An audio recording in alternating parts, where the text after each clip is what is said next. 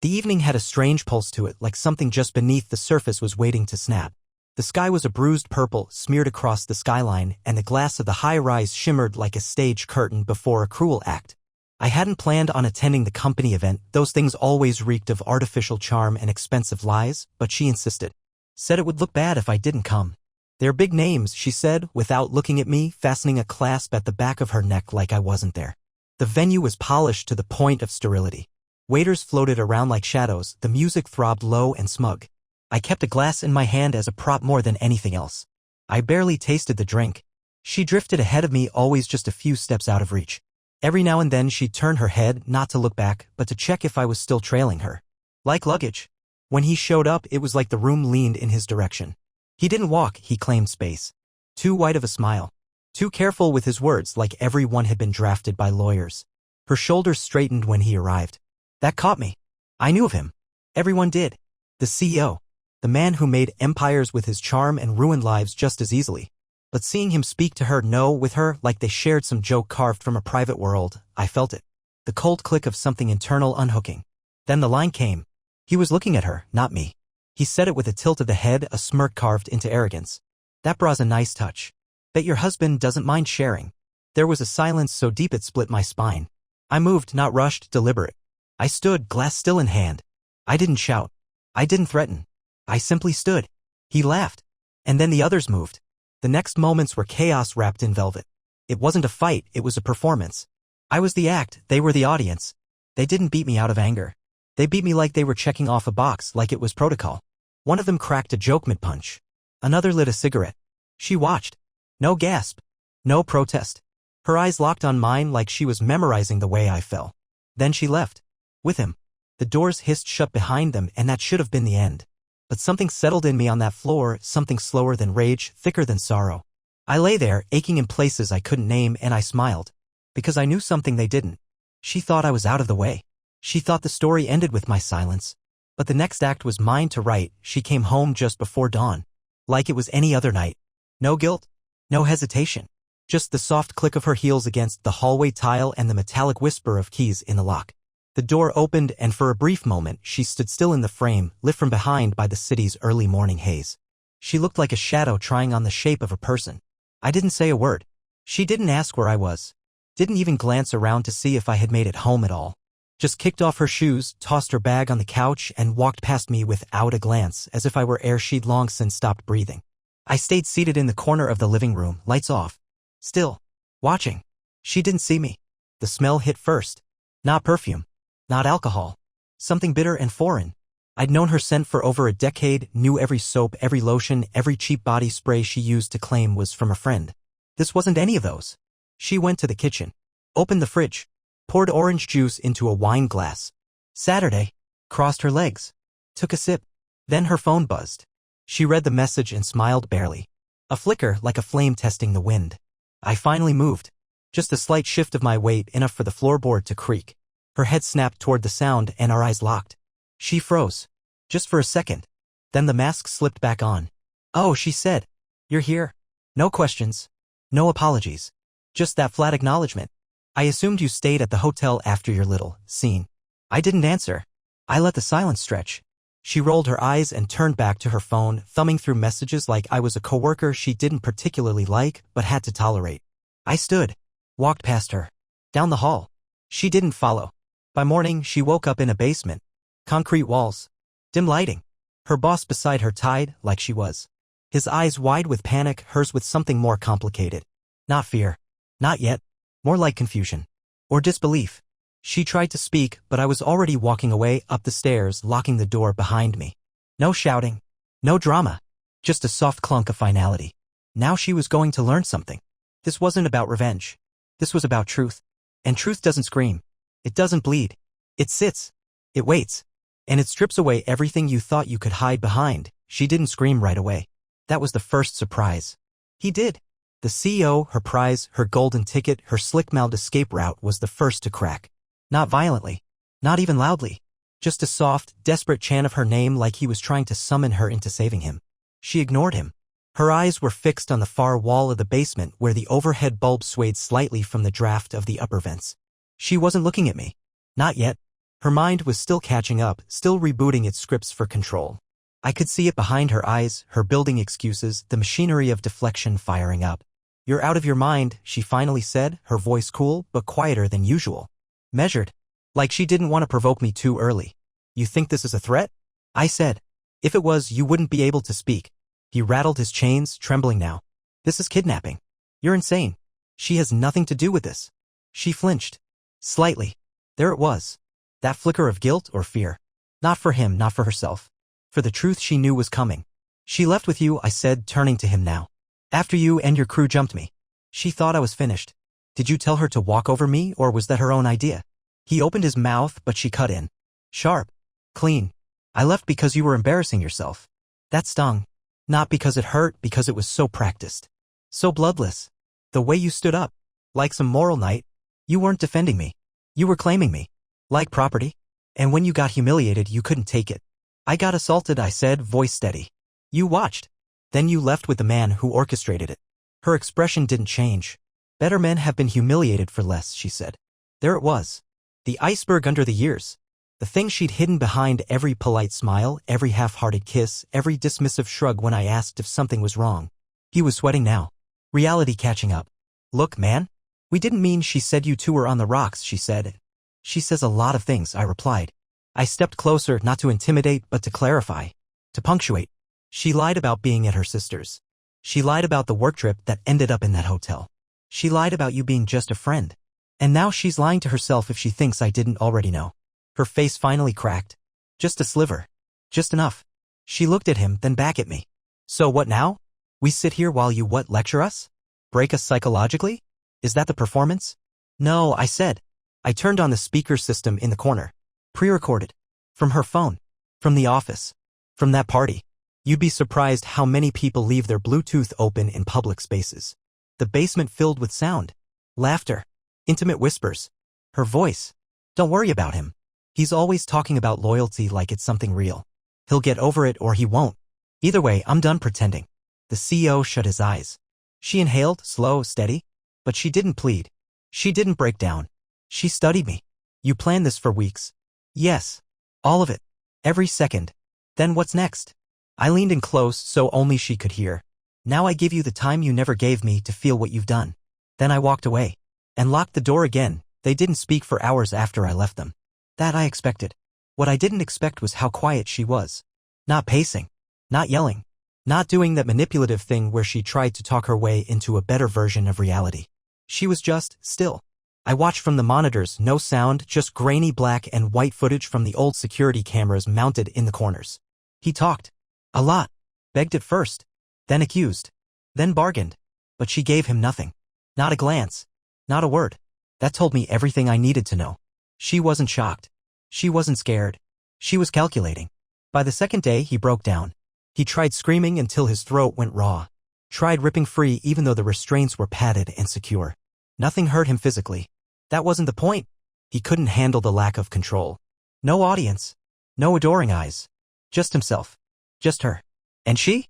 She sat there like she was waiting for a cab. I entered the room again on the morning of the third day. Quiet footsteps. Controlled breathing. I pulled up a folding chair across from them and sat. She looked at me. He didn't. Her eyes were dry. Focused. Curious. "Did you want me to cry?" she asked, voice calm. "Is that why you're doing this?" "Closure." I tilted my head. "Closure is for endings. This is a beginning." He looked up then. Red-rimmed eyes. "You're insane. You won't get away with this. We're not your toys." I turned to him. "You've spent your life assuming people like me won't fight back. You're not angry I did something. You're angry that she mattered enough for me to plan it." He spat toward the floor. "She doesn't." Her head turned. Slowly. "I was a game," she said. "Not a question. You told me what I wanted to hear and I gave you what you wanted in return. You thought I'd make you feel real. Important." He laughed bitterly. "You're projecting." "No," I cut in. "She's not. You both used each other.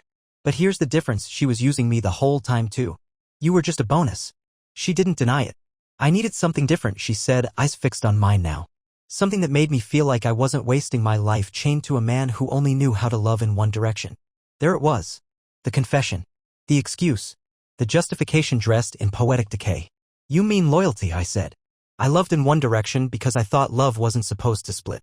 Silence. She leaned forward just slightly. Her voice dropped to a low whisper. You think this basement is power, but it's just another illusion. I felt more free in the back seat of his car than I ever did in our home. I stood. You still think this is about power? That's why you'll never understand what this really is. She narrowed her eyes. Then what is it? I paused at the door. Glanced back once. It's the first time you've ever had to sit with yourself. Then I left them again. The recordings would run all day. Not sound bites this time, just videos. The truth from beginning to end. Conversations she thought were private. Smiles that weren't for me. And one, in particular, where she laughed after I left the room. The laugh of someone already gone. By the fifth day, the air inside the basement had changed. Not physically. Psychologically. It was no longer a room with walls, it was a mirror with no frame, and they were being forced to look. He'd gone silent. Not out of defiance, but depletion. The swagger was gone. The CEO had crumpled into himself like a suit with no one left to wear it. He barely looked at her anymore, and when he did, it was with a bitterness he couldn't mask. He finally understood that she hadn't left me for him, she had left him just as easily. And her? She had entered another stage entirely. She wasn't angry. She wasn't apologetic. She was curious. Like she was watching a film she didn't remember acting in. Watching herself be exposed, not with screams, but with evidence. Cold. Undeniable. Everything I had compiled, security footage, audio recordings, text messages she deleted but didn't realize I had synced to our cloud. I came down again, carrying 2 metal chairs and placed them facing each other. No explanation. Just gesture. She sat in one without a word. He didn't move. I nodded toward her. Tell him. She blinked once. Tell him what? The truth. She smiled. Not out of amusement, out of deflection. I've told plenty of truth. No, I said.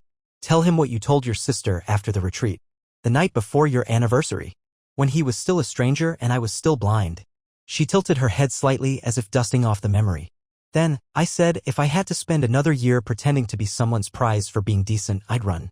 Or worse, I'd settle. He looked up. Sharp. You said you loved me. I said what you needed to hear, she replied flatly. We both did. He turned to me. You see? She's broken. She's been like this the whole time. You think this was about me? You were just the last one holding the rope after she already let go. She didn't even flinch. I stepped between them. No. This isn't about blame. This is about clarity.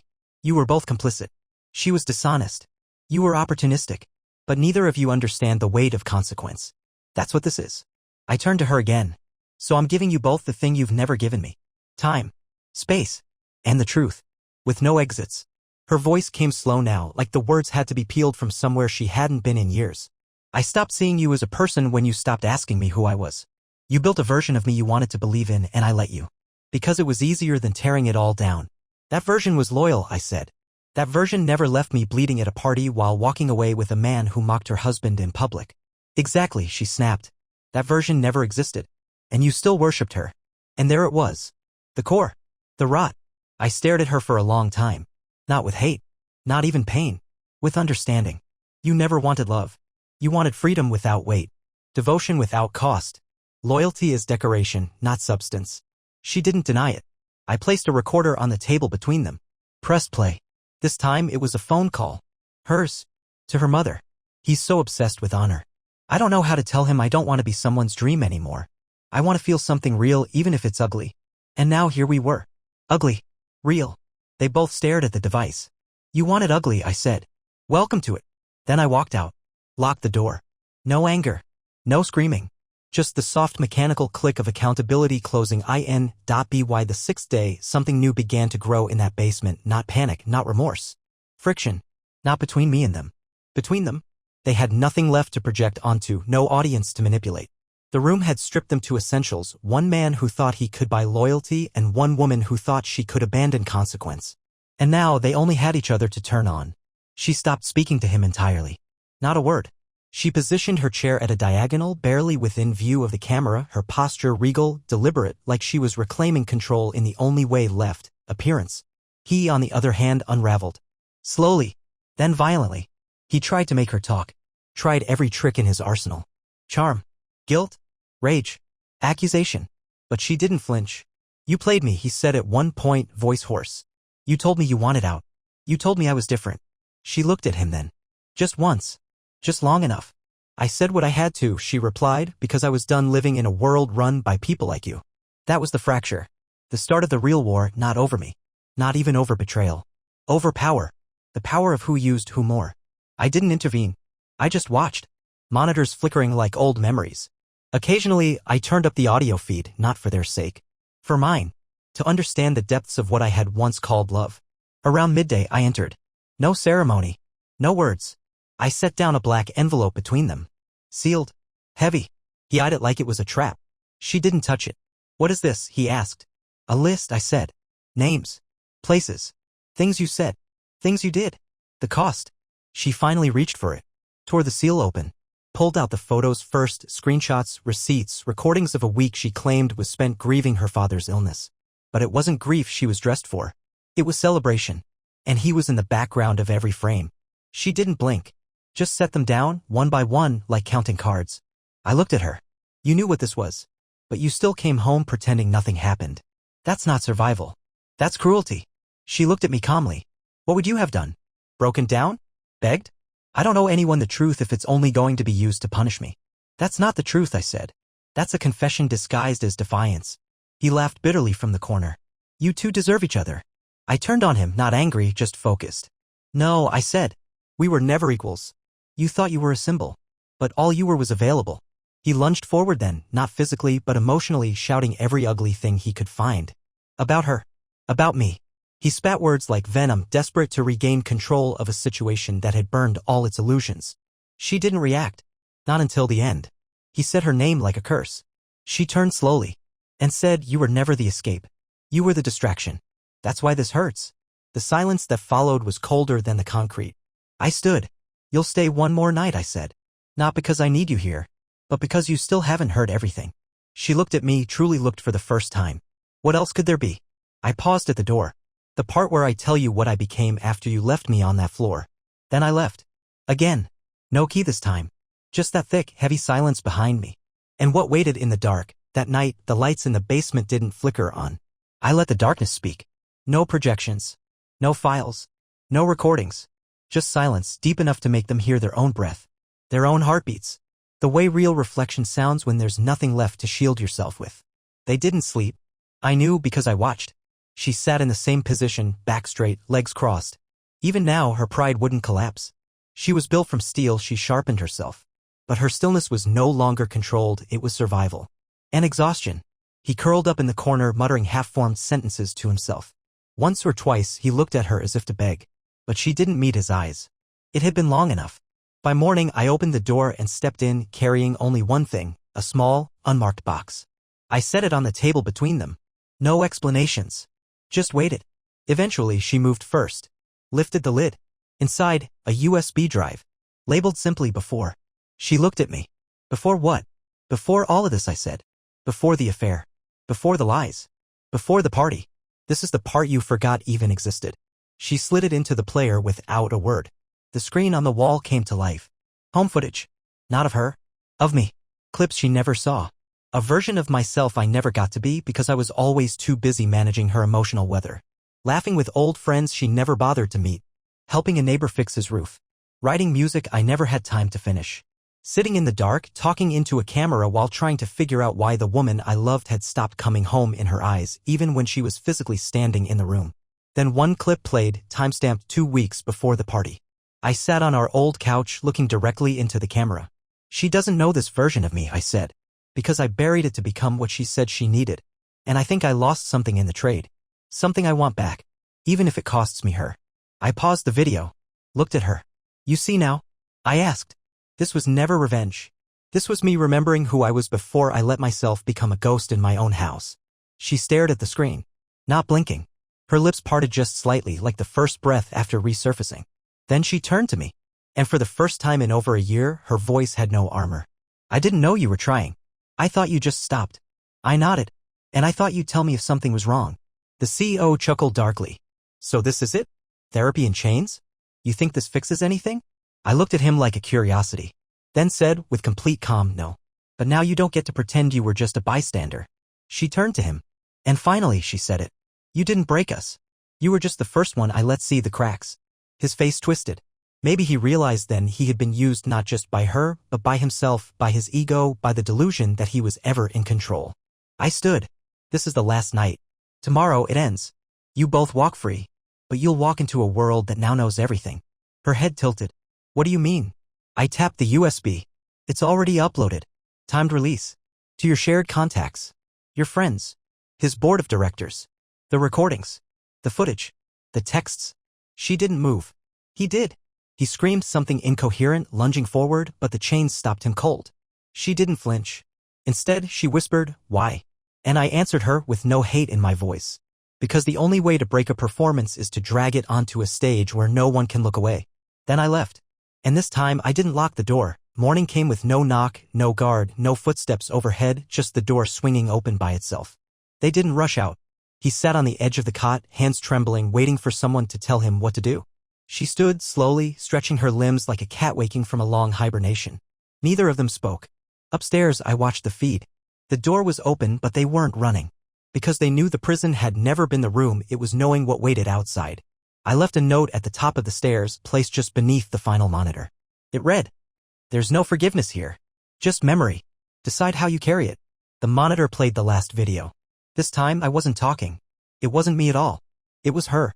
A voicemail. One I'd never deleted.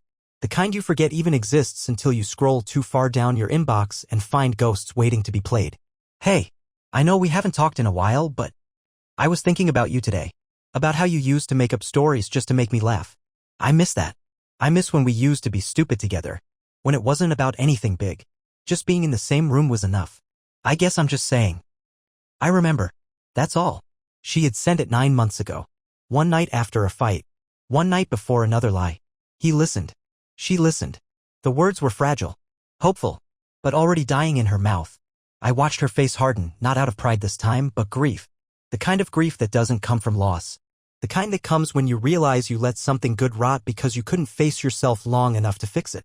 He broke first. He stepped into the hallway and saw the sunlight bleeding across the hardwood floor. Flinched like it burned. Then walked, slow and staggering, like a man climbing out of a grave he'd dug himself. She followed. No drama. No grand exit. Just two people who had run out of places to hide. I was waiting by the front door, dressed plainly, no cameras, no theatrics. He stopped when he saw me. Swallowed hard. Couldn't look me in the eyes. I opened the door. "No police," I said. "No charges. You walk. And you carry it." He looked at me like I was lying. Like it had to be a trap. Then bolted. Out into the driveway. Gone before I finished blinking. She lingered. Still not speaking. Just watching me like she was trying to understand something she had no name for. Then, quietly. "Why let me go?" I stepped aside. "Because you need to live with the truth. And that's more than I ever gave myself." She looked down as if she'd expected to be punished, even needed it. But pain isn't always justice. Sometimes clarity is sharper. She stepped out into the light. Paused. And turned once more. "I don't expect you to forgive me. But if it means anything. I think you were the only person who ever saw me, and I never had the courage to return the favor." I didn't respond. There was nothing left to say. She left. Not running. Just gone. And I shut the door, not like an ending, but like closing a book I no longer needed to reread. The house was quiet again. Not empty quiet. There's a difference. Empty means something's missing. Quiet means something has ended. I walked through each room the way a curator strolls through a museum after closing. Not looking for anything. Just noticing. The way the light hit the kitchen table at exactly the hour she used to pour her second cup of coffee. The faint indent in the hallway rug from her heels. The spot on the bedroom wall where her shadow used to land every evening before she pulled her hair back and said she was just tired. It didn't ache. Not like I thought it would. There was a strange stillness inside me now, like all the noise had finally burned itself out and left only embers. I sat down in the chair she used to avoid my chair. The one she used to say was too stiff, too cold to me. And I opened the laptop. The automatic timer had run its course. The files, the evidence, the recordings, all of it had gone out at sunrise. To everyone. Her friends. His board. Their families. Our circle. I didn't do it to humiliate them. I did it to remove the mask. To let the world see what happens behind the curtain we all keep pulled so tightly. The phone rang twice that morning. Once from her sister. I didn't answer. Once from an unknown number. I blocked it. I didn't need to hear apologies or explanations or self-justifying grief. Not anymore. I'd already had my conversation with silence, with pain, with myself. In the afternoon, I stepped outside for the first time in nearly a week. The world didn't look different. But I was. I walked without rushing. Without checking my phone. Without pretending not to care about the things that had once cracked me open. I passed the corner store, the bench where she used to wait for me, the alley where I once saw a couple laughing so freely it made my chest hurt. And then I saw something unexpected. A child 5, maybe 6, running ahead of his mother, arms out like wings, pretending to fly. No fear. No hesitation. She called after him, voice light and tired, slow down. But he didn't. And in that moment I realized that's what healing really looks like. Not forgetting. Remembering without flinching. By evening I returned home. Not because I was hiding, but because I was choosing to return. On my terms. I made dinner. Sat alone. Ate every bite. Not because I was hungry. Because I finally could. When I washed the dishes I didn't think of her once. Not out of anger. Out of freedom. And as I turned off the lights, heading to bed, I passed the mirror in the hallway. For the first time in months I stopped to look. And I recognized the man staring back. He wasn't broken. He was becoming. It rained the next morning, not the kind that drowns the streets or turns the sky into lead. Just a steady, quiet downpour. Cleansing. Unapologetic. I watched it from the porch, coffee in hand, wrapped in the stillness of a world no longer ruled by expectation or performance. For the first time I wasn't measuring my peace against someone else's approval. I wasn't scanning my thoughts for her voice. She was gone. Not just from the house. From the narrative. That was the difference. She had been a character in a story I'd spent years rewriting just to make the pain sound like purpose. I had tried to edit her betrayals into misunderstandings, tried to footnote my own instincts until the margins bled. But now the story was closed, its last page inked in silence, not punctuation. Around noon an envelope appeared on my doorstep. No name. No return address. Just a piece of paper inside. Her handwriting. Familiar, sharp, confident. The same hand that once wrote anniversary cards with words she no longer meant. The note was short. I won't defend what I did. I won't ask for redemption. But I saw the version of you I never bothered to meet. And he deserved better. I don't expect you to care. But I had to say it. You mattered. Even when I didn't know how to show it. No apology. No plea. Just something like acknowledgement. I burned the letter that evening. Not out of spite. Out of necessity. Some things aren't meant to be saved. They're meant to end. And still, there was no hate in me. No bitterness. Just a space where she used to be clean, quiet, and finally mine again. In the following weeks, people reached out. Some shocked. Some disgusted. Some pretending they hadn't known. I didn't respond to most. I didn't owe them anything. But one night, an old friend called. He didn't ask what happened. Didn't prod for the sordid details. He just asked, "You all right?" I didn't lie. I told him the truth. I'm free. He paused. Then said, "Then let's build something from that." We did. Not a project. Not a crusade. Just a beginning. A new kind of presence. I found rhythm in solitude. I found clarity in slow mornings and unremarkable tasks. I read again. I laughed again. I remembered what it felt like to want to return home, not because someone was waiting, but because I was. And someday maybe I'll meet someone else. But I'll never look for her in them. That lesson has already been carved deep. Never chase a person who demands your disappearance to feel whole. Because I am whole. Now. Without explanation. Without apology. Just a man who walked through the fire of betrayal, carrying every truth he was never meant to discover. And emerged not burnt, but forged.